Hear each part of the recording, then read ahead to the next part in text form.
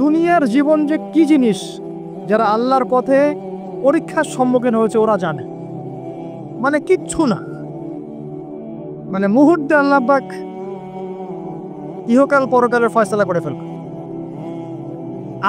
আমরাও বুঝবো, এটা আমরা বুঝবো না এমন নয়। ইয়াং ছেলে রাস্তায় যাচ্ছে, বাইক নিয়ে খুব দাবরানি দিচ্ছে, আছে না, হঠাৎ অ্যাক্সিডেন্ট, ডেড, স্পট ডেড। এটা দুনিয়ার জীবন। তার সারা জীবন দুনিয়ার পিছনে ছুটেছে, শেষ বয়সে হতাশ, কিছুই পেলাম না, পাবে না। কারণ আল্লাহর পথে না চললে শেষ বয়সে গিয়েও কিছু পাবেন না। যন্ত্রণা, হতাশা, গ্লানি ছাড়া। তখন দেখবেন আত্মহত্যা করে শেষ, ডেড। দেখবেন অনেক প্রতাপশালী বাচ্চা বড় বড় লেকচার দিচ্ছেন, হঠাৎ রাস্তায় হাঁটতে হাঁটতে ডেড। সারাদিন রাত জেনা করেছে, মদ খেয়েছে, জেনা ছড়িয়েছে সমাজে, নগ্নতা, অশ্লীলতা ছড়িয়েছে, ভাইরাস, মহামারী দিয়ে শেষ। দুনিয়ার জীবন কি জীবন! চোখের সামনে অহরহ এগুলো ঘটনা দেখছি আমরা। যাচ্ছে খুব সাদাল্লাদ করে, বর বিয়ে করতে যাচ্ছে, কার অ্যাক্সিডেন্ট, শেষ, ডেড। কিছু সাহাবী তো এমনও ছিলেন, বদরের যুদ্ধ করতে এসেছেন, হাতের মধ্যে কিছু খেজুর আছে, খেজুর খাচ্ছেন, খরমা খেজুর খাচ্ছেন। তখন নবী সাল্লাল্লাহু আলাইহি ওয়াসাল্লাম দাঁড়িয়ে ভাষণ দিচ্ছেন যে ওয়াসাবিকু ইলা মাগফিরাতিম মির রাব্বিকুম ওয়া জান্নাহ। ওই যে আয়াতটা আছে, তোমরা এগিয়ে চলো তোমাদের রবের ক্ষমার দিকে এবং জান্নাতের দিকে। আরদুহা কাআরদিস সামাই ওয়াল আরদ, যার প্রশস্ততা আসমান এবং জমিনের সমান। সাহাবী খেজুর খেতে খেতে খেজুরটা ফেলে দিলেন। আরেকজন সাহাবী জিজ্ঞাসা করলেন যে খেজুরটা ফেলে দিলেন কেন? তিনি বলছেন এই খেজুরগুলো খেতে অনেক সময় লেগে যাবে। নবী সাল্লাল্লাহু আলাইহি ওয়াসাল্লাম এমন কথা বলেছেন, এটা শোনার পরে আমি আর এক সেকেন্ড নষ্ট করতে যাচ্ছি না। খেজুর ফেলে দিয়ে যুদ্ধে ঝাঁপিয়ে পড়লেন, দেন শহীদ হয়ে জান্নাতে চলে গেল। তারাও তো মৃত্যুর স্বাদ গ্রহণ করেছেন, তাই না? সুমাইয়া রাদিয়াল্লাহু আনহা, আবু জাহেল তাকে নির্যাতন করছে, তার লজ্জাস্থানে বর্ষা ঢুকিয়ে দিয়ে, চিন্তা করতে পারেন, লজ্জাস্থানে বর্ষা নিক্ষেপ করে হত্যা করলো। সুমাইয়া রাদিয়াল্লাহু আনহা দেখতে কালো বর্ণের, চেহারা সুন্দর নয়, হয়তো আপনার মতো সুন্দর নয়, জান্নাতে এখন হাসছে ইনশাআল্লাহ তাআলা। তার স্বামী ইয়াসের, আবু জাহেল তাকে পিটাতে মেরে ফেললো, সে মারা গেল, শহীদ হয়ে গেল। অনেক ওলামায়ে কেরামকে, ইমাম, মুস্তাহিদ, মুহাদ্দিস দেখবেন সারাটা জীবন এত মেহনত করেছেন দিনের জন্য, বিয়ে শাদী করার সময় পান নাই। এমনও আছেন ইমাম এবং মুহাদ্দিস, জীবন তো তাদেরও ছিল। শুধু সাহাবী কেন, তাবেঈদের দিকে তাকান, তাবেঈন তাকান, আমাদের চার ইমামের দিকে তাকান। আবু হানিফা রাহিমাহুল্লাহ শেষ বয়সে জেলখানায়, কথিত আছে বিষ প্রয়োগে তাকে হত্যা করা হয়েছে। তার টাকার অভাব ছিল না, তিনি কিন্তু আমার মতো হতদরিদ্র ছিলেন না। আল্লাহ পাক তাকে সম্পদও দিয়েছিল, সমস্ত সম্পদ বিলিয়ে দিয়েছেন দিনের জন্য। ইমাম শাফিঈ রাহিমাহুল্লাহ, তার দিকে তাকা। আহমদ বিন হাম্বল রাহিমাহুল্লাহ, তার দিকে তাকান। তাকে পিটানো হচ্ছে আর বাগদাদের রাস্তায় দৌড়ানো হচ্ছে, কারণ সমাজের মানুষ ফতোয়া দিয়েছে একটা, তিনি ফতোয়া দিচ্ছেন আরেকটা। ওই যে হিল্লা প্রথা, ঠিকা বিবাহ নিয়ে আর কি। তিনি বলছেন ইলামু ইয়া আহলা বাগদাদ, হে বাগদাদের মানুষটা জেনে রাখো যে আমি কোশ্চিনকালেও এই প্রথাকে জায়েজ করলাম না। তোমরা চিনে রাখো যে আমার নাম আহমদ। জীবন তাদেরও ছিল। ইমাম মালিক রাহিমাহুল্লাহ, তাকে এত মার দেওয়া হয়েছিল, হাত বাঁধতে পারতেন না, নামাজে হাত বাঁধতে পারতেন না। সাহাবীদের থেকে নেন, তাবেঈ থেকে নেন, তাবেঈ থেকে নেন, মুস্তাহিদ ইমাম থেকে নেন, দুনিয়ার জীবন তারাও কিন্তু ভোগ করেছেন, আর আমরাও ভোগ করছি। আমাদের ভোগের সিস্টেমটা দেখেন, তাদের ভোগের সিস্টেমটা দেখেন। আমরা বাঁচছি দুনিয়ার জন্য, তারা বেঁচেছে পরকালের জন্য। আমরা দুনিয়ায় বাঁচছি দুনিয়ার জন্য, দুনিয়ার একটা চাকরি, একটা ব্যবসা, একটা পরিবার, একটা স্ট্যাটাস, বাড়ি গাড়ি, টাকা কড়ি, সম্পত্তি, এগুলোর জন্য। কিন্তু তারা বেঁচেছেন আল্লাহর জন্য, পরকালের জন্য। যে ব্যক্তি দুনিয়ার জন্য দুনিয়া করে, আল্লাহ পাক তাকে ইহকাল পরকাল দুটোই নষ্ট করে দিবেন। যে ব্যক্তি পরকালের জন্য দুনিয়া করবে, আল্লাহ পাক দুনিয়া গুছিয়ে দিবেন, আখিরাতও গুছিয়ে দিবেন ইনশাআল্লাহ। প্রথম কথা হচ্ছে এই যে দুনিয়ার জীবনকে প্রাধান্য দেওয়া যাবে না। দুনিয়ার জীবনে প্রতিটা কাজ আপনি একটা উদ্দেশ্যে করবেন, সেটা হচ্ছে আল্লাহ সন্তুষ্ট। বিয়ে শাদী করেছি কেন? আল্লাহর জন্যে। পরিবার গঠন করেছি কেন? আল্লাহর জন্যে। সন্তান নিয়েছি কেন? আল্লাহর জন্যে। দিন শিখেছি কেন? এলেম শিখেছি কেন? আল্লাহর জন্যে। চাকরি কেন করি? আল্লাহর জন্যে। প্রতিটা কাজ ইবাদত হবে যদি আপনি মুহাম্মদ সাল্লাল্লাহু আলাইহি ওয়াসাল্লামের তরিকা মেনে চলেন। ওয়া মা খালাকতুল জিন্না ওয়াল ইনসা ইল্লা লিয়াবুদুন, শুধুমাত্র ইবাদত করার জন্যই আল্লাহ পাক জিন এবং মানুষ জাতিকে সৃষ্টি করেছেন। আপনাকে আল্লাহ পাক এই হায়াতটা দিয়েছেন। এখন বাকি সময়টা চিন্তা করেন, আগামী 30-40 বছর কিভাবে কাটাতে চান? দুনিয়ার জন্য বাঁচবেন না আল্লাহর জন্য বাঁচবেন? যদি আল্লাহর জন্য বাঁচতে চান, সর্বশেষ হেদায়েত আল কোরআন এবং সর্বশেষ নবী মুহাম্মদ সাল্লাল্লাহু আলাইহি ওয়াসাল্লাম, এর বাইরে কিচ্ছু নাই ভাই। সারা দুনিয়ার মানুষ মিলে যদি বলে যে কোরআন সুন্নাহর মধ্যে আছে সুদ হারাম কিন্তু সুদ হালাল, হালাল হালাল, কোশ্চিনকালে হালাল হবে না। সারা দুনিয়ার মানুষ একটা মাছে যদি এসে বলে সুদ হালাল, সুদ ভালো, কোশ্চিনকালে হালাল হয়ে যাবে না, হারামই থেকে যাবে। সারা দুনিয়ার মানুষ যদি বলে পর্দা করার দরকার নাই, এটা সেকেলে সেকেলে সেকেলে, এটা সেকেলে হয়ে যাবে না, এটা ফরজ থেকে যাবে। কিচ্ছু নাই কোরআন সুন্নাহর বাইরে, কিচ্ছু নাই।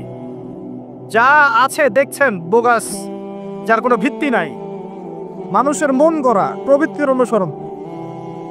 এখন আপনি যখন কোরআন এবং সুন্নাহর কাছে আসতে চাইবেন, তখন কিন্তু আপনি চতুর্দিক থেকে বাধা পাবেন। এই পথ চলাটা এত সহজ হবে না। হ্যাঁ, কাদের জন্য সহজ হবে? যারা প্রোটেস্ট্যান্ট মুসলিম হবে। কি মুসলিম? প্রোটেস্ট্যান্ট মুসলিম। এটা কেমন?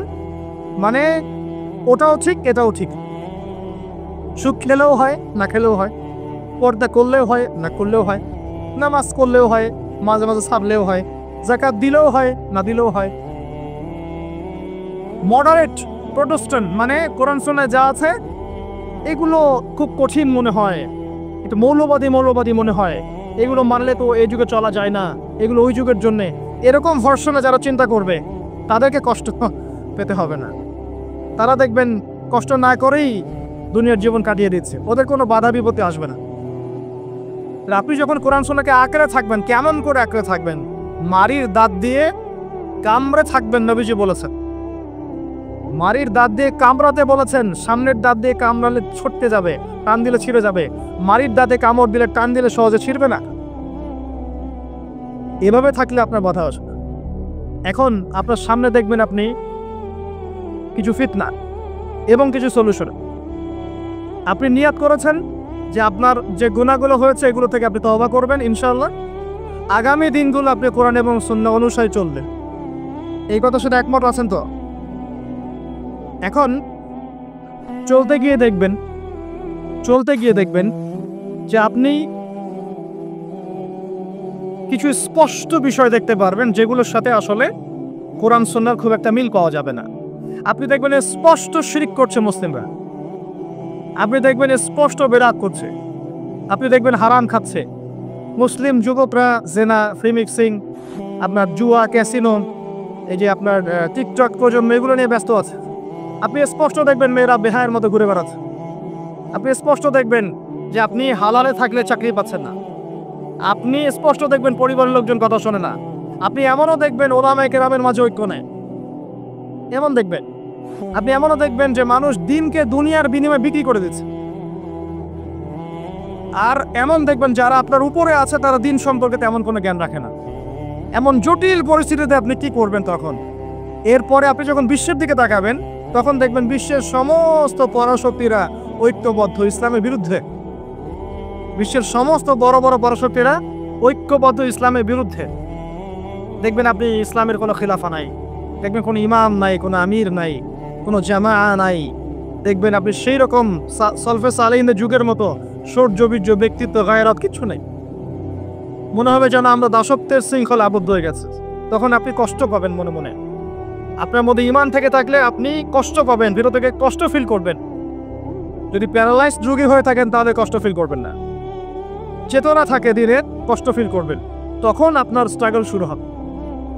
তখন আল্লাহ যদি আপনাকে বুঝ দেন, আল্লাহ দেখবেন আপনি কি করেন।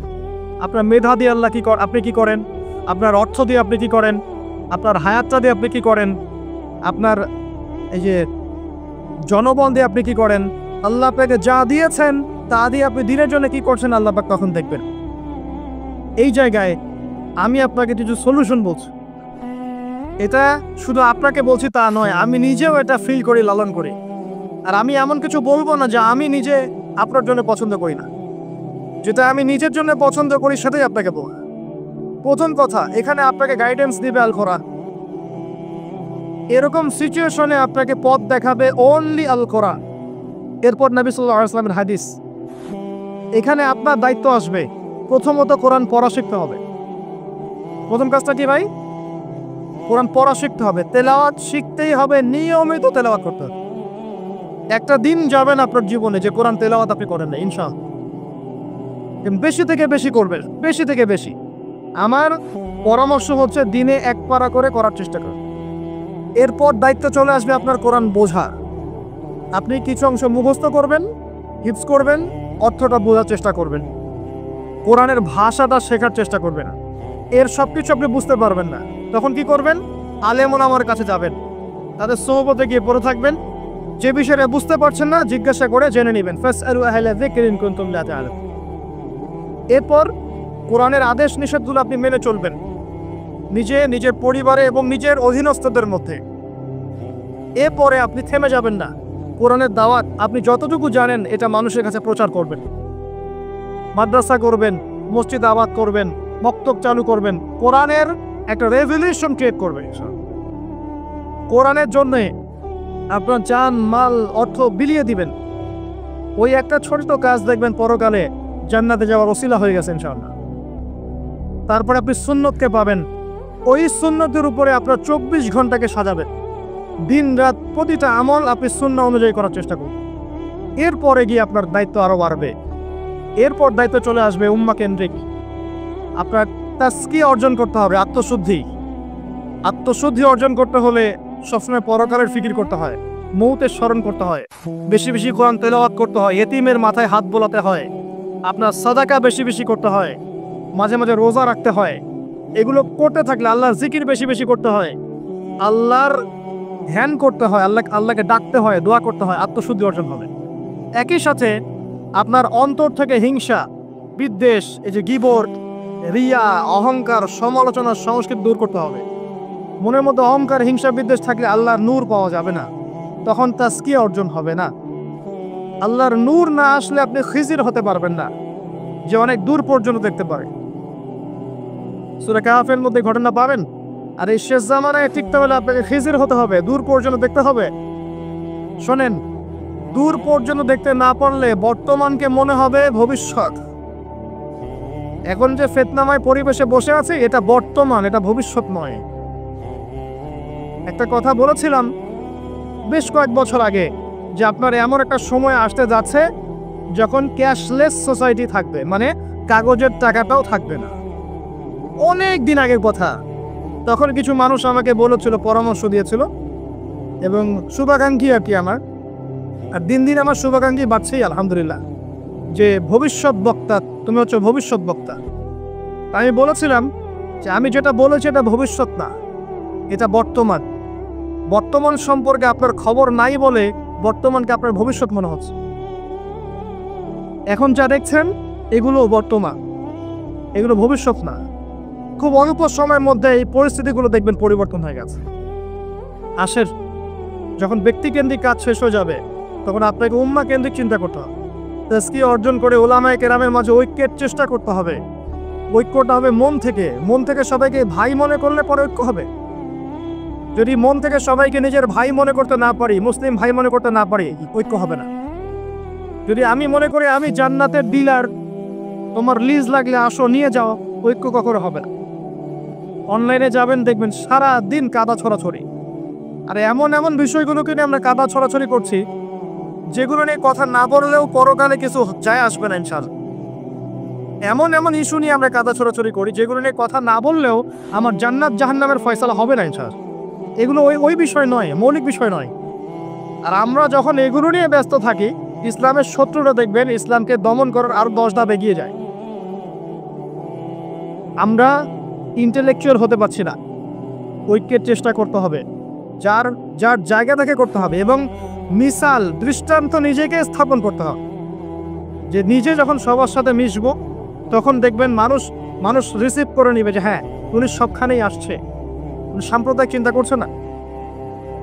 বিষয়গুলো হচ্ছে উম্মাহ কেন্দ্রিক চিন্তা করতে ঐক্যের বিকল্প নাই। আর এই রেসপন্সিবিলিটি আমার মতো দায়ীদের নয়, মূলত এই রেসপন্সিবিলিটিটা হচ্ছে মূলত ওলামায়ে কেরামের। তারা যখন একত্রিত হবেন, ঐক্যবদ্ধ হবেন, তাদের মধ্য থেকে দেখবেন একজন আমির বের হয়ে গেছে, এবং তিনি যখন নেতৃত্ব দিবেন তখন জনগণ তার পিছনে তাকে ফলো করে। ধর্মতাত্ত্বিক নেতৃত্বের কথা বলছি। আর ধর্মতাত্ত্বিক নেতৃত্ব কি পলিটিশিয়ান দিতে পারবে? কারণ পলিটিশিয়ানদের কাছে কি ধর্মের সব জ্ঞান থাকে? স্বাভাবিক থাকবে না, কারণ তারা পড়াশোনা করেন এইভাবে, তাদের কাছে পলিটিক্সের জ্ঞান আছে। আপনি যখন ধর্মতাত্ত্বিক ঐক্যের কথা বলছি তখন ধার্মিকদেরকেই তো দায়িত্ব নিতে হবে, এবং ধার্মিকদের মধ্যে যারা স্কলার, বিজ্ঞ বরেণ্য ওলামায়ে কেরাম, তাদের মধ্যে ঐক্য প্রথম দরকার। অনুসারীদের মধ্যে ঐক্য দিয়ে লাভ নাই। প্রথমে ঐক্য লাগবে আগে বড় বড় লেভেলে, তারপরে দেখবেন জনগণ ঠিকই আলেমকে মেনে নিয়েছে। তখন আপনি দেখবেন একটা ভালো শক্তি আপনি অর্জন করতে পারছেন। আদারওয়াইজ যখন আপনি বিক্ষিপ্ত বিচ্ছিন্ন, কেউই আমাদেরকে মূল্যায়ন করেন। যদি স্লোগান দেন, শোডাউন করেন, আইওয়াশ করেন, আদতে কিন্তু কেউ মূল্যায়ন করছে না আমাদের। আর আল্লাহ রাব্বুল আলামিন কোরআনে বলেছে না। এখন এই আয়াত কোথায় আছে আল্লাহ ভালো জানেন। এই আয়াতের বাস্তবতা কোথায় সেটা আল্লাহ ভালো জানেন। ওয়া'তাসিমু বিহাবলিল্লাহি জামিআ ওয়ালা তাফাররাকু, এই আয়াতটা কোরআনের মধ্যে আছে। এটা কোরআনের মধ্যে আছে, আল্লাহ পাকের কিতাবের মধ্যে এই আয়াতটা আছে। ওয়া'তাসিমু বিহাবলিল্লাহি জামিআ, তোমরা আল্লাহর রজ্জুকে শক্ত করে ধরো ঐক্যবদ্ধভাবে। আচ্ছা, এটার উপরে আমল না করে আমরা যদি এড়িয়ে যাই, এটা কোরআনের অবমাননা হয় না? এটা কোরআনের অবমাননা হয় না? যখন কোরআনে স্পষ্ট বলা হচ্ছে তোমরা সুদ খেও না, তারপরেও খাচ্ছি, অবমাননা হয় না? আল্লাহ বলছেন জেনা ধার কাছেও যেও না, তারপরেও করছি, তখন অবমাননা হয় না? আমরা আবেগ প্রদর্শন করার চাইতে বিবেকবান হয়ে কাজগুলো করলে বেশি ভালো। কোরআনের সম্মান সর্বোচ্চ শিখরে তখনই পৌঁছবে যখন এর আদেশ নিষেধের উপর আমল করা হবে, এবং আমরা আমল করে দেখাতে পারবো, এবং ইনশাআল্লাহ আমরা পারবো। যদি কেউ পারে পৃথিবীতে, শুধু মুসলিমরাই পারবে ইনশাআল্লাহ। এবং মুসলিমদের মধ্যে যারা পারবে না, আল্লাহ পাক ওদেরকে সরিয়ে দিবে, নতুন প্রজন্ম আল্লাহ পাক নিয়ে আসবে ইনশাআল্লাহ। যুব সমাজ পারবেই, পরবর্তী তরুণ প্রজন্ম এবং আগামী ছোটদের প্রজন্মরা পারবেই ইনশাআল্লাহ। যদি কেউ পারে, এরাই পারবে ইনশাআল্লাহ। ইনশাআল্লাহ দেখবেন আমাদের মতো মানুষদেরকে দিয়ে যদি কাজ না হয়, আল্লাহ পাক আমাদেরকে সরিয়ে দিবে, দিয়ে এমন এমন মানুষ আল্লাহ পাক তৈরি করবেন যারা এই চেয়ারগুলোতে বসে কোরআন সুন্নাহকে হাতে নিয়ে বিশ্বকে নেতৃত্ব দিবে ইনশাআল্লাহ। আসবে এক সময়, অপেক্ষা করতে থাকে। কারণ আমরা আখিরুজ্জামানের হাদিসগুলো সম্পর্কে জানি। একটা সময়ে চলছে মুসলিমদের ডমিনেশনের সময়, এরপর একটা সময় আসবে যখন মুসলিমরাই এই বিশ্বকে নেতৃত্ব দেবে ইনশাআল্লাহ। ইসলামই হবে এই বিশ্বের একমাত্র সুপার পাওয়ার। আল্লাহ রাব্বুল আলামিন আরো একবার কিয়ামতের আগে পুরো বিশ্বে ইসলামী খেলাফা বাস্তবায়ন করবেন ইনশাআল্লাহ। এর প্র্যাকটিক্যালি আপনার আমার কিছু কাজ আছে, ইলম অর্জন করা আমাদের কাজ। আমাদের এত বড় বড় কাজ নাই, আমাদের যতটুকু সামর্থ্য এতটুকু কাজ আছে। আমাদের কাজ আগে ইলম অর্জন করা, আমাদের কাজ জানা অনুযায়ী আমল করা, উলামায়ে কেরামের সাথে সম্পর্ক রাখা, মাদ্রাসার সাথে সম্পর্ক রাখা, জ্ঞানের চর্চা করা, হালাকাগুলো বাড়ানো, ইমানের চর্চা করা। আমাদের কাজ পরিবারগুলোকে সংশোধন করা। যদি কথা না আসলে ছেড়ে দেন, একক পরিবার গঠন করেন। বুঝাতে বুঝাতে যদি দেখেন যে আপনার পরিবার লূতের স্ত্রীর মতো হয়ে গেছে, বা নূহ আলাইহিস সালামের স্ত্রীর মতো হয়ে গেছে, তার ছেলের মতো কথা শোনে না, ছেড়ে দেন, আপনি আলাদা থাকেন। তাও ইমানের সাথে আপোষ করেন। আসহাবুল কাহফ সমাজ, পরিবার সব ছেড়ে দিয়ে চলে গেছে, চলে যায় নাই? সব ছেড়ে দিয়ে চলে গেছে। যখন কেউ কথা শোনে না, একাই থাকতে হয় আল্লাহর রজ্জুকে ধরে। আল্লাহ পাক ইব্রাহিম আলাইহিস সালামকে বলেছেন তুমি একাই একটা উম্মাহ, ইব্রাহিম তুমি একাই একটা উম্মাহ। তো আমাদের কিছু কাজ আছে ভাই, ইমানের চর্চা করা, ইলম অর্জন করা, উলামায়ে কেরামের সোহবতে যাওয়া, তাজকিয়া, আত্মশুদ্ধি অর্জন করা, অন্তরে আল্লাহর নূর পাওয়ার চেষ্টা করা। বেশি থেকে বেশি ইবাদত করতে থাকা, সময়কে মূল্যায়ন করা, সময়কে মূল্যায়ন করা, জীবনটা গুছিয়ে নেওয়া। কারণ আমি এখানে থাকতে আসিনি, আপনি এখানে থাকতে আসেনি। আজকে থেকে 50 বছর পরে, 100 বছর পরে এখানকার একটা মানুষও বেঁচে থাকবে না।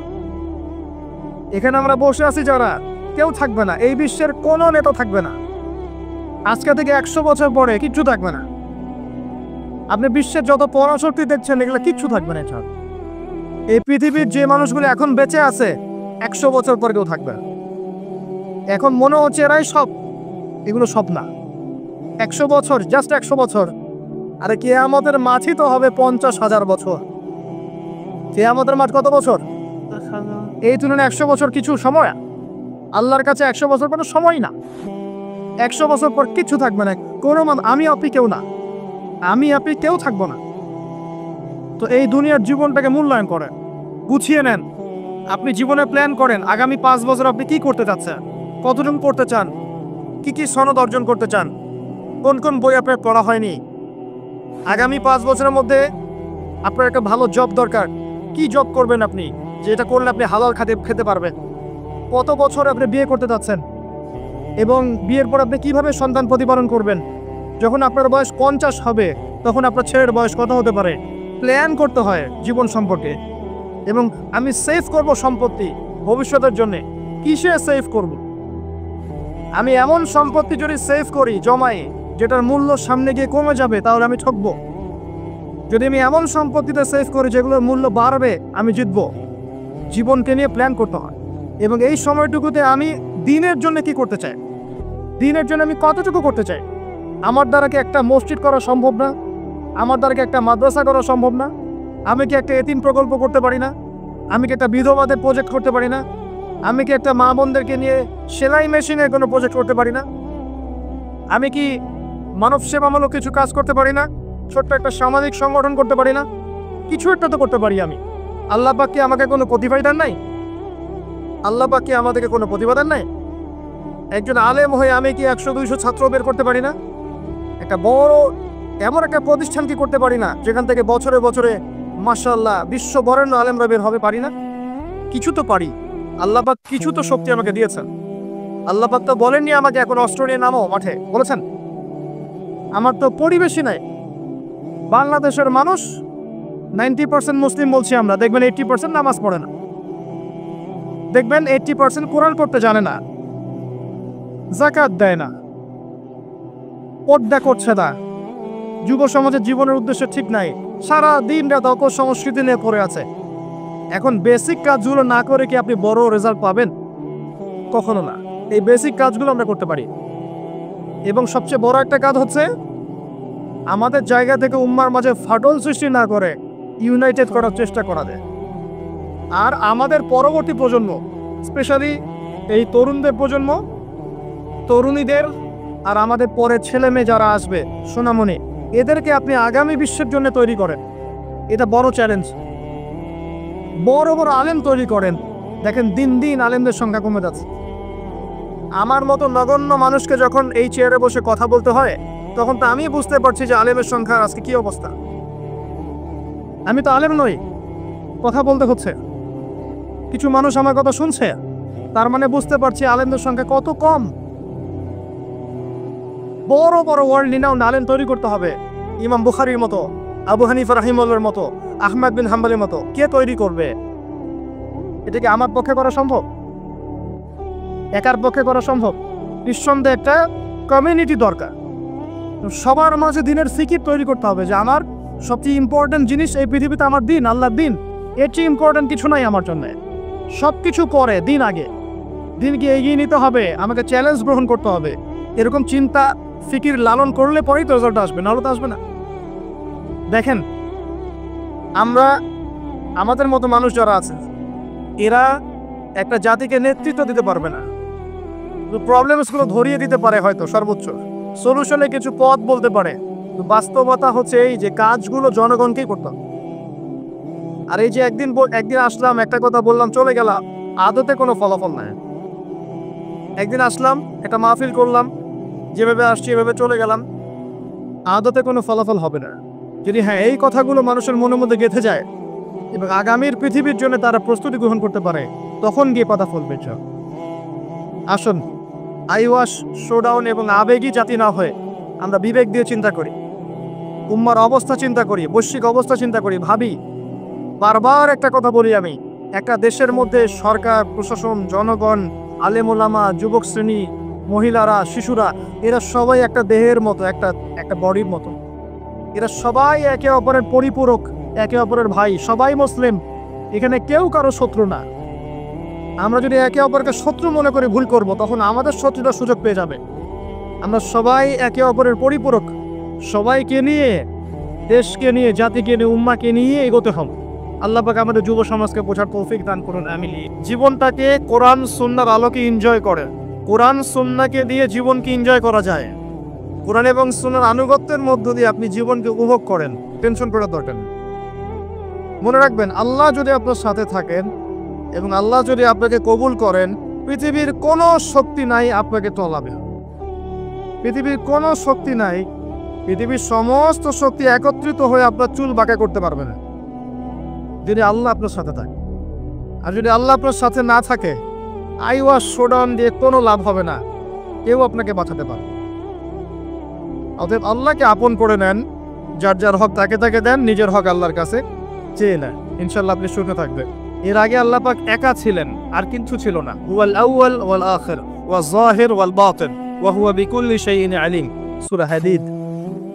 আল্লাহ পাক একা ছিলেন, কোনো কিছু ছিল না, আল্লাহ একা ছিলেন। আবার কোনো কিছু যখন থাকবে না, আল্লাহ একা থাকবেন। কুল্লু মান আলাইহা ফান ওয়া ইয়াবকা ওয়াজহু রাব্বিকা যুল জালালি ওয়াল ইকরাম। এই বিষয়ে কোনো দ্বিমত আছে? এরপরে আল্লাহ পাক সৃষ্টি করেছেন আরশে আজিম। কি সৃষ্টি করেছেন? বিশাল আরশ, যার ছায়ায় আল্লাহ পাক কিয়ামতের মাঠে 7 শ্রেণীর মানুষকে ছায়া দিবেন। 7 শ্রেণী: 1, ন্যায়পরায়ণ বাদশা, যেটা এই বিশ্বে খুঁজে পাওয়াটা পূর্ণিমা চাঁদের মতো। 2, সেই যুবক যে তার পুরো যৌবনকাল আল্লাহর পথে ব্যয় করেছে, এটা সুযোগ আপনার সামনে আছে, আপনি লুফে নিতে পারেন, এই সুযোগটা আপনার সামনে আছে। 3, ওই ব্যক্তি যার কলব বা অন্তর মসজিদের সাথে ঝুলন্ত থাকে, টিকটকের সাথে নয়, মসজিদের সাথে ঝুলন্ত থাকে। এখনকার যুব সমাজের অন্তর অনলাইনে ঝুলন্ত থাকে, দেখবেন। 4, ওই যেই দুই ব্যক্তি পরস্পরকে শুধুমাত্র আল্লাহর জন্য ভালোবাসে। এখানে বয়ফ্রেন্ড গার্লফ্রেন্ড সম্পর্ক বোঝানো হয়নি। এই দুনিয়ার স্বার্থে জর্জরিত ভালোবাসার বাইরেও ডিভাইন একটা ভালোবাসা আছে, সেটা হচ্ছে আল্লাহর জন্য ভালোবাসা। আর যখন আপনি কাউকে আল্লাহর জন্য ভালোবাসবেন, তখন আপনি কষ্ট পাবেন না, ইনশাআল্লাহ। যখন আপনি ভালোবাসার মানুষের কাছে কিছু প্রত্যাশা করবেন, তখন আপনি কষ্ট পাবেন পদে পদে। আল্লাহর জন্য ভালোবাসেন মানুষকে, আপনি কষ্ট পাবেন না, ইনশাআল্লাহ। 2 ব্যক্তি যারা পরস্পরকে আল্লাহর জন্য ভালোবাসে, আরো সে ছায়া ছায়া পাবে। 5, ওই যুবক যাকে কোনো সুন্দরী নারী আহ্বান করেছে জেনার জন্যে, কিন্তু সেই যুবক বলেছে আমি আল্লাহকে ভয় করি, যেটা এই জেনারেশনের মধ্যে খুঁজে পাওয়া দুষ্কর। বরং তারা উল্টা প্রত্যাশায় থাকে যে কখন কোনো মেয়ে আমাকে প্রপোজ করবে। তারা ইউসুফ নয় আলাইহিস সালাম। 6, ওই ব্যক্তি যার ডান হাত কি দান করছে, বাম হাত খবর রাখে না। ডান হাত কি দান করছে, বাম হাত খবর রাখে না। আমাদের মতো নয় যে অল্প কিছু দান করেই দানবীর টাইটেল লাগিয়ে মানুষের দুয়ারে দুয়ারে যাচ্ছি সাপোর্টের জন্য, এমন নয়। 7, ওই ব্যক্তি যে নীরবে নিভৃতে আল্লাহর কথা স্মরণ করে এবং আল্লাহর কথা স্মরণ করতে করতে তার চোখ দিয়ে অশ্রু প্রবাহিত হয়। এই 7 শ্রেণীর মানুষকে আল্লাহ রাব্বুল আলামিন তার ওই আরশের ছায়ায় কিয়ামতের মাঠে ছায়া দিবেন, ইনশাআল্লাহ তাআলা। আমরা কি এই ছায়াটা পেতে চাই? অপশন আমাদের সামনে খোলা আছে। আমরা কিন্তু ওই যুবক হতে পারি, ওই 2 ব্যক্তি হতে পারি, ওই ব্যক্তি হতে পারি যে মসজিদের সাথে সম্পর্ক রাখে, গোপনে দান করতে পারি, রাতে নিভৃত আল্লাহর জন্য কাঁদতেও পারি না? সব সুযোগ আমাদের সামনে আছে। আল্লাহ চাইলে আপনি ন্যায়পরায়ণ বাদশাও হতে পারবেন ইনশাআল্লাহ, যদি আল্লাহ আপনার তাকদিরে লিখে রাখে, এটাও সম্ভব। চলে আসেন আরশে আজিমের পরে আল্লাহ পাক সৃষ্টি করেছেন কলম। কলম এবং কলম সৃষ্টি করে আল্লাহ পাক পুরো মহাবিশ্বের তাকদির লিখেছেন। পৃথিবীর শেষ দিন পর্যন্ত কি হবে না হবে খুঁটিনাটি বিষয়ে, এত খুঁটিনাটি যে আল্লাহ পাকের ওই লিখার বাইরে পৃথিবীতেও কোনো আযাব গজব আসে না। যা লেখা আছে ওটাই আসবে। পৃথিবীতে যা আসছে, যে আযাব, যে বিপদ, যে বালা মুসিবতগুলো আসছে আসমানি এবং জমিনের, এগুলোও আল্লাহর কাছে লেখা আছে। সুবহানাল্লাহ। এমনকি এই পৃথিবীতে কতজন মানুষ এসেছে, চলে গেছে এবং আসবে, এই হিসেব আল্লাহর কাছে আছে। চিন্তা করতে পারেন, পৃথিবীতে কত মাখলুক আছে, হিসেব আল্লাহর কাছে আছে। এই মহাবিশ্বে কত গ্যালাক্সিজ আছে, গ্রহ নক্ষত্র আছে, আল্লাহর কাছে হিসেব আছে। পিঁপড়া কতটুকু আছে এই পৃথিবীতে, এটা আল্লাহ জানেন কতগুলো আছে। সমুদ্রের নিচে কি আছে আল্লাহ জানেন। প্রতিটা বিষয় মহাবিশ্বের লিখিত হয়ে গেছে। এখন যে আল্লাহর কাছে সব লিখিত আছে, সেই আল্লাহ কি আমার রিজিকের মালিক নন? তাহলে রিজিক নিয়ে এত টেনশন করার কি আছে ভাই? টেনশনে কিছু আছে? কার কাছে রিজিক? আল্লাহ লিখে রাখছেন না? ইনশাআল্লাহ এর বাইরে কিছু হবে? হবে না। অতএব এত দুশ্চিন্তার কিছু নাই। জীবনকে নিয়ে এত দুশ্চিন্তার কিছু নাই। জীবনটাকে কোরআন সুন্নাহর আলোকে এনজয় করেন। একটা বই আছে না, এনজয় ইওর লাইফ, ওইটা পড়েছেন? কোরআন সুন্নাহকে দিয়ে জীবনকে এনজয় করা যায়। কোরআন এবং সুন্নাহর আনুগত্যের মধ্য দিয়ে আপনি জীবনকে উপভোগ করেন। টেনশন করার দরকার নেই। মনে রাখবেন, আল্লাহ যদি আপনার সাথে থাকেন এবং আল্লাহ যদি আপনাকে কবুল করেন, পৃথিবীর কোনো শক্তি নাই আপনাকে টলাবে। পৃথিবীর কোনো শক্তি নাই, পৃথিবীর সমস্ত শক্তি একত্রিত হয়ে আপনার চুল বাঁকা করতে পারবে না, যদি আল্লাহ আপনার সাথে থাকে। আর যদি আল্লাহ আপনার সাথে না থাকে, আইওয়াস শোডাউন দিয়ে কোনো লাভ হবে না, কেউ আপনাকে বাঁচাতে পারবে। অতএব আল্লাহকে আপন করে নেন, যার যার হক তাকে তাকে দেন, নিজের হক আল্লাহর কাছে চেয়ে নেন, ইনশাল্লাহ আপনি সুখে থাকবেন। তাকদীর আল্লাহ পাক লিখে ফেলেছেন। এরপরে আল্লাহ রাব্বুল আলামিন কি লিখেছেন? এরপরে আল্লাহ রাব্বুল আলামিন মহাবিশ্ব সৃষ্টি করেছেন 6 দিনে। কয় দিনে? কোরআনে দলিল আছে, হুয়াল্লাযী খালাকাস সামাওয়াতি ওয়াল আরদা ফি সিত্তাতি আইয়াম। তিনি সেই আল্লাহ যিনি আসমান সমূহ, একটা আসমান নয়, আসমান সমূহ মানে যতগুলো আসমান আছে, আর আমরা জানি 7টা আসমান আছে। কয়টা? 7টা মহাবিশ্ব আছে। এখন পর্যন্ত সায়েন্স যত কিছু আবিষ্কার করেছে, এগুলো প্রথম মহাবিশ্বের আবিষ্কার। দ্বিতীয়টাতে ওরা যেতেই পারেনি এখন পর্যন্ত। অতদূর পর্যন্ত স্পেসশিপ যেতেই পারবে না। কথা কি বুঝতে পারছেন? এটা প্রথম আসমানের বিষয়।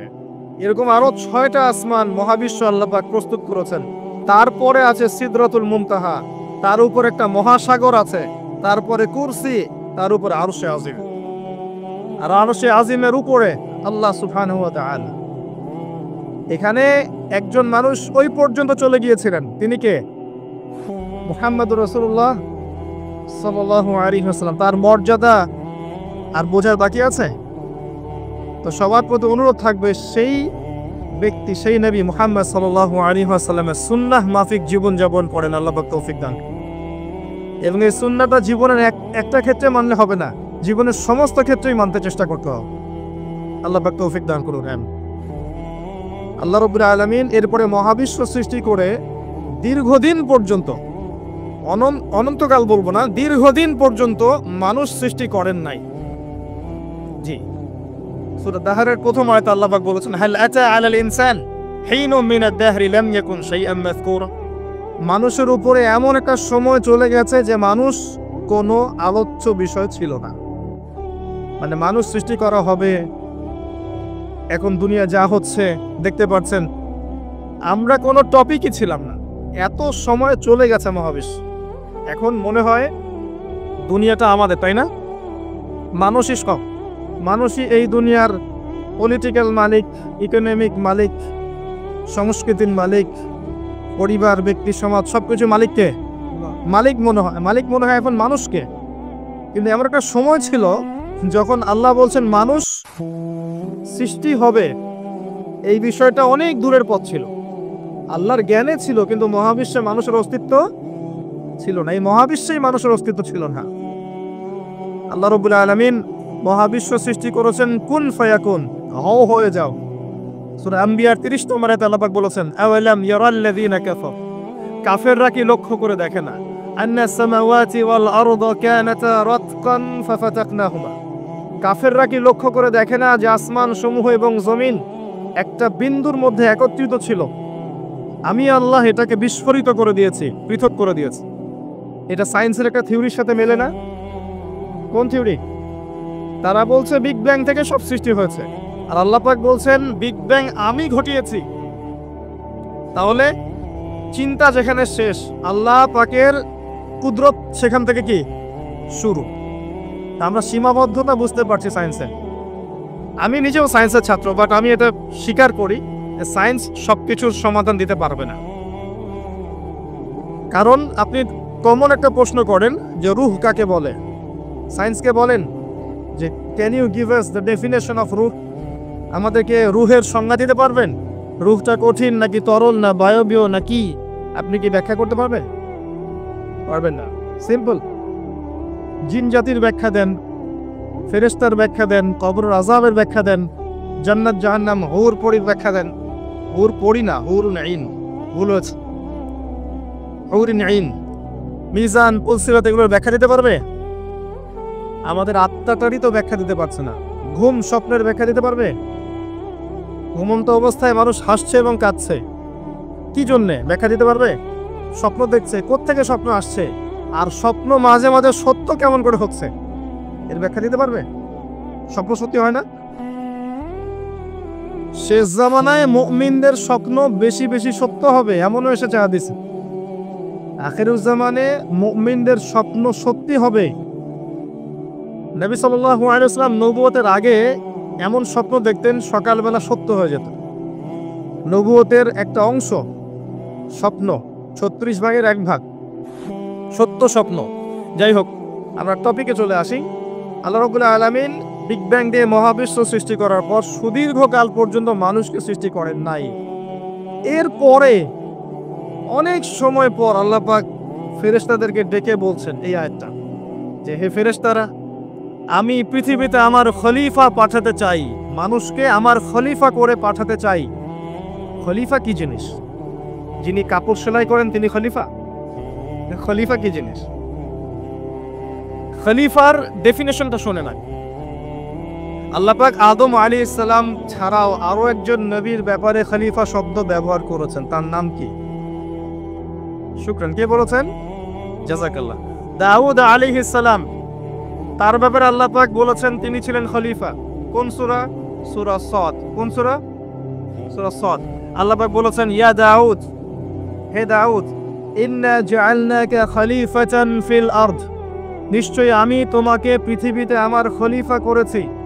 সুলাইমান আলাইহিস সালামের সময় এত উন্নত সভ্যতা ছিল যেটা আর কখনো আসবে না, এবং তাকে এত ক্ষমতা দেওয়া হয়েছিল আল্লাহর পক্ষ থেকে, যার কথা নবী সাল্লাল্লাহু আলাইহি ওয়াসাল্লাম স্মরণ করে বলেছিলেন যে একটা জিন আমাকে সালাতের মধ্যে ডিস্টার্ব দিচ্ছিল, আমি ভাবলাম জিনটাকে ধরে বেঁধে রাখবো। এটা আমাদের নবীজি বলছেন, একটা জিন আমাকে নামাজে ডিস্টার্ব করছিল, আমি ভাবলাম জিনটাকে ধরে খুঁটির সাথে বেঁধে রাখি। তখন আমার সুলাইমানের কথা মনে পড়লো, আমার ভাই সুলাইমানের কথা মনে পড়লো যে সুলাইমান আলাইহিস সালামকে আল্লাহ পাক এই ক্ষমতা দিয়েছিলেন, আর সুলাইমান আলাইহিস সালাম আল্লাহর কাছে দোয়া করেছিলেন, আল্লাহ আমাকে যে ক্ষমতা দিয়েছো এরপরে আর কাউকে দিও না, এটা দোয়া করেছিলেন। আমার সুলাইমানের কথা মনে পড়লো, আমি জিনটাকে ছেড়ে দিলাম, বাদলাম। আমাদের নবী মুহাম্মদ সাল্লাল্লাহু আলাইহি ওয়াসাল্লাম মানুষের সম্মান বুঝতেন। আমাদের নবী মুহাম্মদ সাল্লাল্লাহু আলাইহি ওয়াসাল্লাম অন্যের সম্মান বুঝতেন, আর আমরা তার উম্মাহ, অন্যের সম্মান নষ্ট করতে পারলে আমাদের ভাত হজম হয়। অন্যের সম্মান নষ্ট না করা পর্যন্ত ভাত হজম হবে না। আর মুহাম্মদ সাল্লাল্লাহু আলাইহি ওয়াসাল্লাম অন্যের সম্মান বুঝতেন। আসেন, সুলাইমান আলাইহিস সালাম এবং দাউদ আলাইহিস সালাম এই জেরুজালেম থেকে বিশ্ব শাসন করেছিলেন। আর জেরুজালেম চিনেন তো আপনারা? কোন দিকে? চায়নার দিকে, রাশিয়ার দিকে, নাকি আমেরিকার দিকে? আচ্ছা, ওইদিকে আমরা পরে আসবো ইনশাল্লাহ। সভ্যতার সংকটের শেষের দিকে আমরা ওইদিকে আসবো ইনশাল্লাহ। এবার আসেন, দাউদ আলাইহিস সালামকে আল্লাহ পাক বলছেন তোমাকে খলিফা করেছে পৃথিবীতে, তোমার কাজ কি? ফাহকুম বাইনান নাসি বিল হক। হে দাউদ, তোমার কাজ হচ্ছে মানুষের মাঝে ন্যায় বিচার করা, মানুষের মাঝে ন্যায় বিচার করা, হকের মানদণ্ডে বিচার করা। হকটা কি এর উত্তরও কোরআন আপনাকে দিবে। কোরআনের চেয়ে কি আমি ভালো উত্তর দিতে পারবো? কোনটা হক কোনটা বাতিল, কোনটা ন্যায় কোনটা অন্যায়, আমি কি বেশি বুঝি না আল্লাহ বেশি বোঝেন? কোথায় স্পষ্ট করা আছে, আমার মস্তিষ্কে না কোরআনে? কোরআনের সূরা কাহাফ খোলেন, আল্লাহ পাক বলেছেন ওয়াকুলিল হাক্কু মির রাব্বিকুম। হে নবী, আপনি বলে দিন সত্য সেটাই যা তোমার রবের পক্ষ থেকে নাজিল হয়। আর কিছু বলার দরকার আছে? ফামান শাআ ফালইউমিন, যার ইচ্ছা হয় সে স্বীকার করুক, ঈমান নিয়ে আসুক। ওয়ামান শাআ ফালইয়াকফুর, যার ইচ্ছা হয় অস্বীকার করুক। ইন্না আ'তাদনা লিয-যালিমিনা নারান, অস্বীকারকারী জালেমদের জন্য আমি জাহান্নামের আগুন প্রস্তুত করে রেখেছি। বাস, আর কিছু বলার প্রয়োজন আছে? সূরা বাকারা আল্লাহ বলেছেন আল হাক্কু মির রাব্বিক ফালা তাকুনান্না মিনাল মুমতারিন, হক তোমার রবের পক্ষ থেকে আসে, তুমি সন্দেহবাদীদের অন্তর্ভুক্ত হও না। আসলে এটা হক কিনা, এই যুগে চলে কিনা, এই সন্দেহের অন্তর্ভুক্ত হও না। ইসলাম চির নতুন, চির প্রাচীন, চির আধুনিক, প্রত্যেকটা যুগের জন্য, শুধুমাত্র একটা যুগের জন্য নয়, এবং শুধু মুসলিমদের জন্য নয়, সবার জন্যই। কোরআন এবং সুন্নাহ শুধু আমাদের সম্পত্তি নয়, পুরো মানব জাতির সম্পত্তি। এখানে সবার হেদায়েত আছে। আসেন, আল্লাহ পাক কোরআনকে হক বলছেন। এটাও বলে রাখি, যখন তাওরাত নাজিল হয়েছিল তখন তাওরাত হক ছিল, তখন ওটাই ছিল হক। যখন জাবুর নাজিল হয়েছে জাবুরই হক ছিল।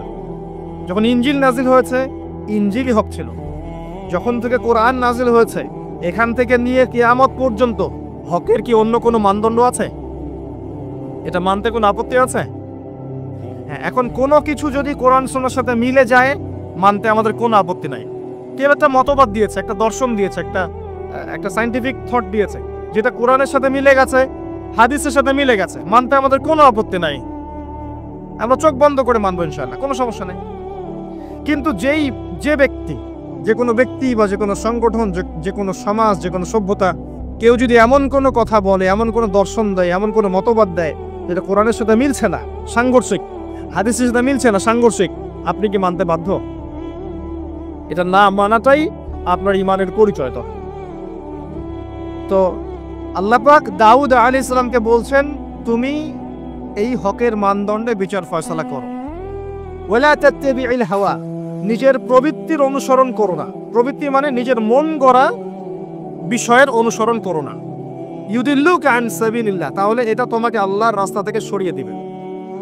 নিশ্চয়ই যারা প্রবৃত্তির অনুসরণ করেছে তারা আল্লাহর পথ থেকে সরে গেছে, এই কারণে বিমা নাসু ইয়াউমুল হিসাব, তারা হিসাবের দিনটা ভুলে গেছে। আমি কি বুঝাতে পারছি ভাই? তাহলে আল্লাহ পাক খলিফার ফাংশন দিলেন। খলিফার কাজ কি তাহলে? খলিফার কাজ হচ্ছে আল্লাহর পক্ষ থেকে আসা সত্যের মানদণ্ডে মানুষের মাঝখানে ফয়সালা করা। আমার কথা ক্লিয়ার? পরিবেশ পরিস্থিতি যদি অনুকূলে না থাকে সে করবে না, তার ক্ষমতা নাই। লা ইউকাল্লিফুল্লাহু নাফসান ইল্লা ওয়াসআহা। কিন্তু আকীদা রাখতে কি কোনো সমস্যা আছে যে এটাই চূড়ান্ত সত্য? আমি তো আগেই বলেছি, এই যুগে সারেন্ডার করতে হবে। আপনি 100% ইসলাম ফলো করতে পারবেন না।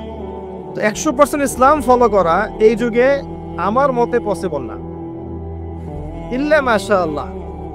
আল্লাহ পাক যদি কিছু মানুষকে বাছাই করে তৌফিক দেন, সেটা আল্লাহ পাকের নিজস্ব ব্যাপার, ইখতিয়ার, স্বাধীনতা। আসেন, আল্লাহ রাব্বুল আলামিন এখানে খলিফার ফাংশন বললেন এবং আদম আলাইহিস সালামকে এই খলিফা করে পৃথিবীতে পাঠালেন। সভ্যতার শুরু হলো। সভ্যতার শুরু রোমকদের দ্বারা হয় নাই, সভ্যতার শুরু পশ্চিমাদের দ্বারা হয়নি, সভ্যতার শুরু হয়েছে নবীদের দ্বারা। সর্বপ্রথম সভ্যতার ধারক বাহক হচ্ছেন আদম আলাইহিস সালাম, যাকে আল্লাহ পাক খলিফা করে পৃথিবীতে পাঠিয়েছেন। যে বা যারা পৃথিবীতে আল্লাহর বিধান অনুযায়ী চলছে তারা আল্লাহর খলিফা। কথা বুঝতে পারছেন? আর যারা পৃথিবীতে আল্লাহর বিধান অনুযায়ী চলছে না তারা আল্লাহর খলিফা নয়, তারা শয়তানের খলিফা।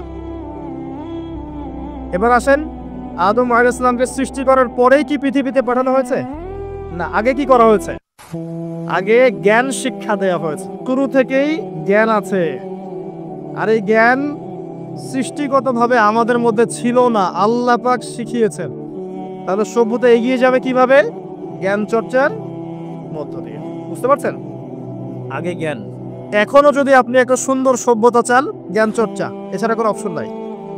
জ্ঞান এর চর্চা, প্রচার, সভ্যতা, সমাজ সুন্দর হবে ইনশাআল্লাহ। এরপর কি হলো? সভ্যতা এগিয়ে গেল কিভাবে? তার বুকের হাড় থেকে হাওয়া আলাইহিস সালাম, এই যে সভ্যতার একটা অংশ, মহিলাদেরকে ছাড়া কি আপনি সমাজ চিন্তা করতে পারবেন? তারা আমাদের মধ্য থেকেই সৃষ্টি, এবং বাঁকা হাড় থেকে। জোরে চাপ দিতে যায় না, ভেঙে যাবে। জোরে চাপ দিতে যায় না, ভেঙে যাবে। বাস্তব অভিজ্ঞতা থেকেই বলছি। আর ছেড়ে দিলে আবার ওইভাবেই থেকে যাবে। এজন্য উত্তম নসিহতের মধ্য দিয়ে একটু মানায় টানায় চলতে হবে আর কি দুনিয়ার জীবন। সবকিছু 100% মনের মতো হবে না, একটু মানায় নিয়ে চলতে হবে।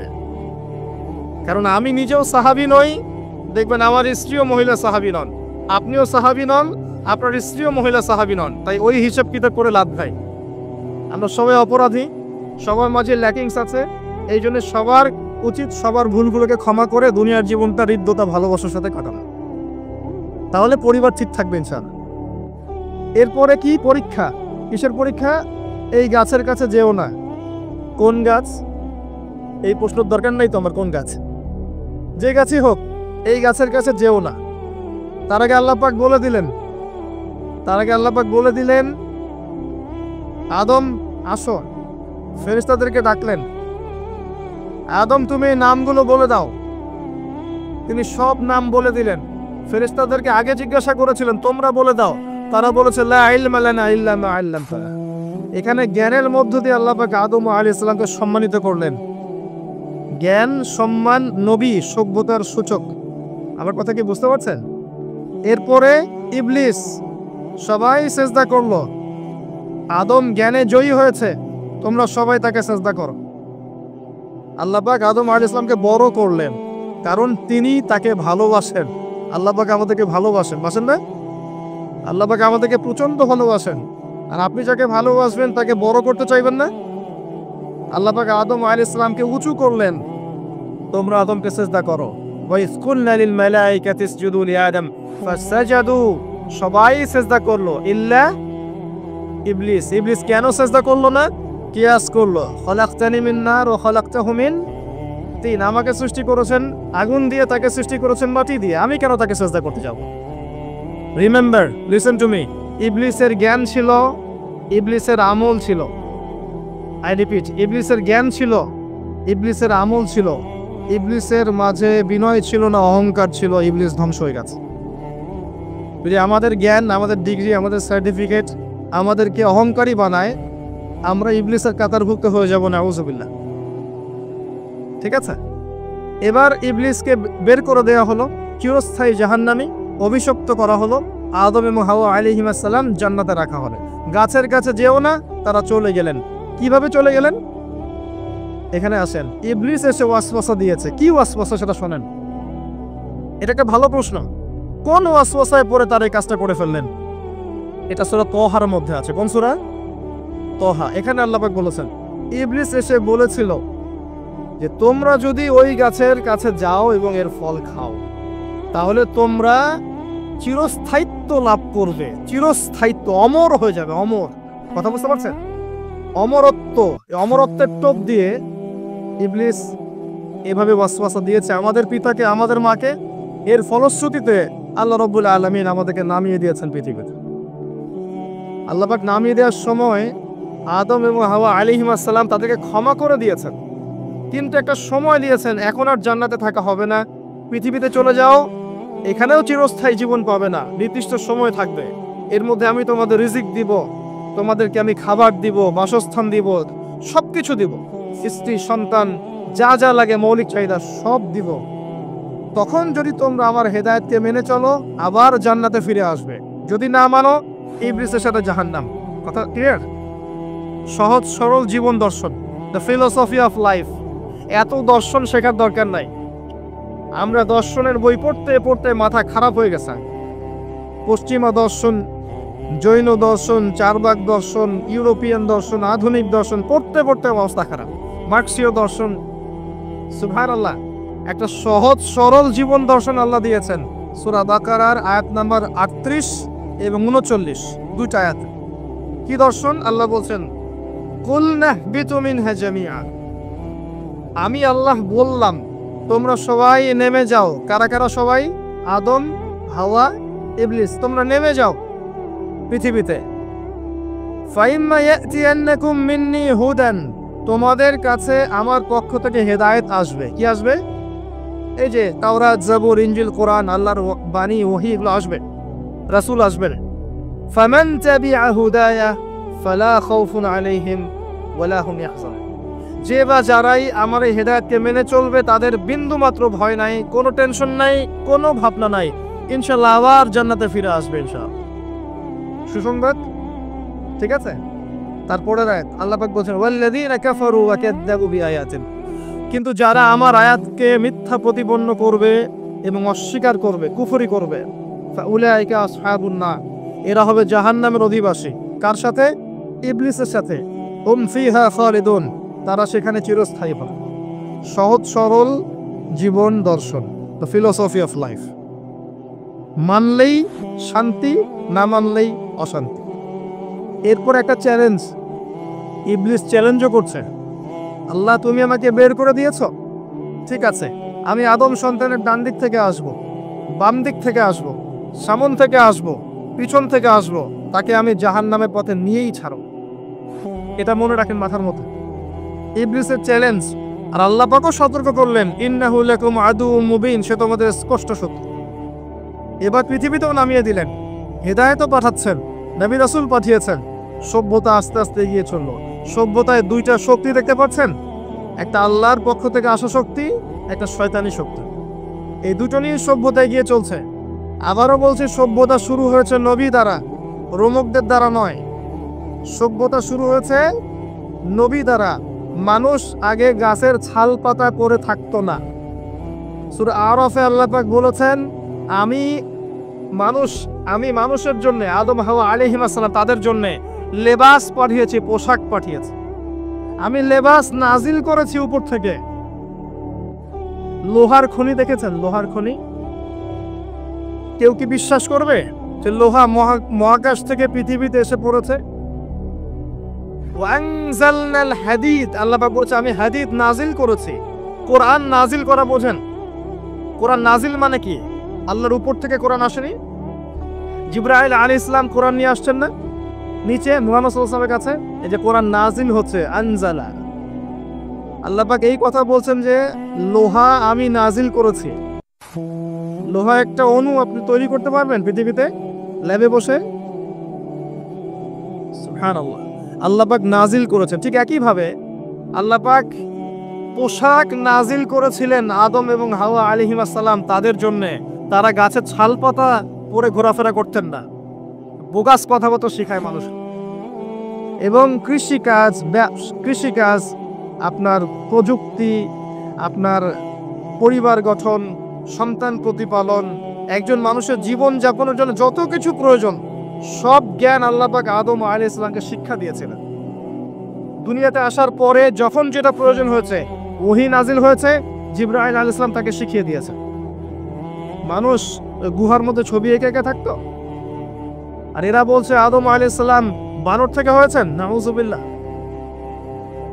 সুবহানাল্লাহ। এটা যারা বিশ্বাস করে তারা সরাসরি কোরআনের সাথে কুফরি করছে, স্পষ্ট কাফের।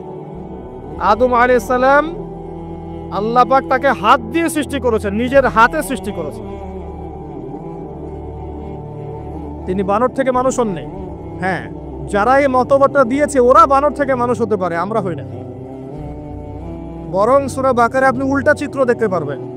সূরা বাকারায় দেখবেন, পড়তে পড়তে দেখবেন একটা জায়গায় আছে যে শনিবারের সীমা লঙ্ঘন করার জন্য কিছু মানুষকে, বনু ইসরাইলের কিছু মানুষকে আল্লাহ পাক মানুষ থেকে বানর বানিয়ে দিয়েছে। আছে না দলিল? তাহলে এটার প্রমাণ পাওয়া যাচ্ছে। সুবহানাল্লাহ। আসেন, সভ্যতা এগিয়ে চলল।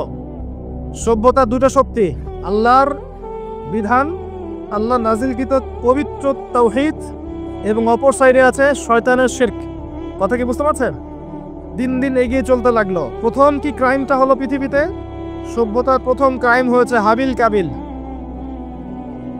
কে কাকে হত্যা করেছে? কাবিল হাবিলকে হত্যা করেছে। কি কারণে? ঈর্ষা। ঈর্ষা। এখান থেকে এই সভ্যতার শিক্ষা কি? শিক্ষা হচ্ছে এটাই, আজকের দিনেও যদি আমরা হাবিল আর কাবিলের মতো, যে কাবিল যেমন করে ঈর্ষা পরায়ণ হয়ে হাবিলকে হত্যা করেছে, এই ঈর্ষা ত্যাগ না করতে পারি, তাহলে এ উম্মার তাকদীরে খারাপই আছে। কথা কি বোঝা যায়? আমরা এখন পর্যন্ত সেই কাবিলের সুন্নত ত্যাগ করতে পারি নাই। ভিতরটা হিংসা দিয়ে ভর্তি, জর্জরিত। এগুলো যদি খুলে আল্লাহ পাক দেখাতে পারতেন জনগণের সামনে, লজ্জায়, দুর্গন্ধে, ধিক্কার জানাতে জানাতে আপনি আমার লেকচারও শুনতে আসতেন না। হ্যাঁ, যদি আমার কলিজাটাকে খুলে আল্লাহ পাক দেখাতেন যে দেখো এর কলিজার মধ্যে কি পরিমাণ হিংসা আছে, ঈর্ষা আছে, দুনিয়ার লোভ আছে, লালসা আছে, পরশ্রী কাতরতা আছে, দুর্গন্ধে আপনি আমার লেকচার শুনতে আসতেন না। জি, এটা সৌভাগ্য যে আমাদের ভিতরটা আল্লাহ পাক দেখান না। আল্লাহ পাক আমাদের কলবটাকে পরিষ্কার করুন, আত্মশুদ্ধি দান করুন, আল্লাহ নূর দান করুন এবং ঈর্ষা ত্যাগ করার তৌফিক আল্লাহ পাক দান। এবার আসেন, সভ্যতা এগিয়ে চলছে। লেকচারটা একটু লম্বা হতে পারে, একটু ধৈর্য ধরেন। সভ্যতা এগিয়ে চলছে। আদম আলাইহিস সালামের যুগে কোনো পাপাচার খুব একটা দেখা যাচ্ছে না, শুধু এই পাপাচার ছাড়া। এর পরের জেনারেশনে গিয়ে দেখছি নূহ আলাইহিস সালামের কওম। কার কওম? নূহ আলাইহিস সালাম। 5 জন বড় বড় নবীর একজন। 5 জন বড় বড় নবীর নাম নূহ আলাইহিস সালাম, ইব্রাহিম, মূসা, ঈসা, মুহাম্মদ সাল্লাল্লাহু আলাইহি ওয়াসাল্লাম। আমি কিন্তু শেষে প্রশ্ন করব, উত্তর দিতে হবে, ঠিক আছে? ইনশাআল্লাহ। সঠিক উত্তর দিতে পারলে পুরস্কার, না পারলে যে পারবে তাকে আপনি হাদিয়া দিবেন। আপনার পকেট থেকে হাদিয়া নিয়ে তাকে দেওয়া হবে ইনশাআল্লাহ। তো নূহ আলাইহিস সালামের যুগে কি শিরক, প্রথম শিরকের পাপ মানুষ দেখলো। ইয়াগুস, ইয়াউক, নাসর এরকম কিছু মূর্তি ছিল। এই মূর্তিগুলো তার উপাসনা করা শুরু করল। বাই দ্য ওয়ে, এই মূর্তিগুলো কিন্তু তারা হাতে তৈরি করে নাই। আমার কথাটা ভালো করে বোঝেন। এই মূর্তিটা তারা আসলে অটোমেটিকলি হাতে তৈরি করে নাই। এই মূর্তিটা তৈরি করার পিছনে শয়তান তাদেরকে ওয়াসওয়াসা দিয়েছিল। কি ওয়াসওয়াসা দিয়েছিল? এই ব্যক্তিরা ছিল আগের সময়কার বুজুর্গ ব্যক্তি। বুজুর্গ ব্যক্তি বোঝেন? পরেশগার বুজুর্গ ব্যক্তি। তো শয়তান এদেরকে বুঝিয়েছিল, যদি তোমরা বুজুর্গ ব্যক্তিদের, আল্লাহওয়ালা মানুষদের মূর্তি তৈরি করে মসজিদের বাইরে রাখো, তাদেরকে দেখলে তোমাদের ইবাদতে মনোযোগ বাড়বে। শয়তান এই ওয়াসওয়াসা দিয়েছে। ওই জেনারেশন তাই করলো। ওই জেনারেশন যখন চলে গেল, পরের প্রজন্মকে শয়তান ওয়াসওয়াসা দিল, আরে মসজিদের বাইরে কেন, ভেতরেই রাখলে হয়। তারা ভেতরে নিয়ে আসলো। এই জেনারেশন শেষ হয়ে গেল। তারপরে আরেকটা জেনারেশন আসলো, ওদেরকে শয়তান বুঝালো সরাসরি এদের কাছে চাইলেই হয়। শিরক শুরু হলো। আপনি কি বুঝতে পারছেন কিভাবে শিরক শুরু হয়েছে বিশ্বে? এবার নূহ আলাইহিস সালাম 950 বছর তার কওমকে দাওয়াত দিলেন, শিরক ছেড়ে দাও, শিরক ছেড়ে দাও। কত বছর? 9টা শতাব্দী, 9.5 শতাব্দী তিনি তার উম্মাহকে দাওয়াত দিলেন, শিরক ছেড়ে দাও। তার স্ত্রী পর্যন্ত তার কথা শুনলো না, তার ছেলেও তার কথা শুনলো না। দাওয়াতটা কেমন ছিল? আমাদের মতো এই যে লাক্সারিয়াস বসে বসে দাওয়াত দেয় এমন নয়। দাওয়াতটা এমন ছিল, নূহ আলাইহিস সালাম নিজেই বলছেন, ইন্নী দাআউতু কওমি লাইলা ওয়া নাহার। আল্লাহ, আমি আমার কওমকে দিন রাত দাওয়াত দিয়েছি, দিন রাত 24 ঘন্টা। ওয়ালাম ইয়াজিদহুম দুআই ইল্লা ফিরারা। আমার দাওয়াত শুনে মানুষ খালি পালিয়েই গেছে, পালিয়েই গেছে। এরকম করে দাওয়াত দিয়েছেন, এমন ভাবে দাওয়াত দিয়েছেন, শেষে সমাজের মানুষ শুনছে না, পরিবারের লোকও কথা শুনছে না। তখন হাত উঁচু করে বলছেন, রব্বি আন্নী মাগলুবুন ফান্তাসির। আল্লাহ, আমি পরাজিত, আমাকে সাহায্য কর। তখন আল্লাহ পাক প্লাবন পাঠালেন, ধ্বংস হয়ে গেল জালেম। আর যারা মুমিন তাদেরকে আল্লাহ পাক উদ্ধার করলেন কিস্তিতে করে। সভ্যতার সংকট বুঝতে পারছেন? সভ্যতার সংকট মানে হচ্ছে শিরক। যখন সভ্যতায় শিরক এসেছে, আল্লাহ পাক তাওহীদ পন্থীদেরকে বাঁচিয়েছেন, মুশরিকদেরকে ধ্বংস করে দিয়েছে। এবং এই মুশরিকদেরকে আল্লাহ পাক পরকালেও জাহান্নামের আগুনে জ্বালাবেন, আর তাওহীদ পন্থীদেরকে আল্লাহ পাক পরকালে জান্নাত দিবেন ইনশাআল্লাহ। এই সভ্যতা এগিয়ে যাচ্ছে।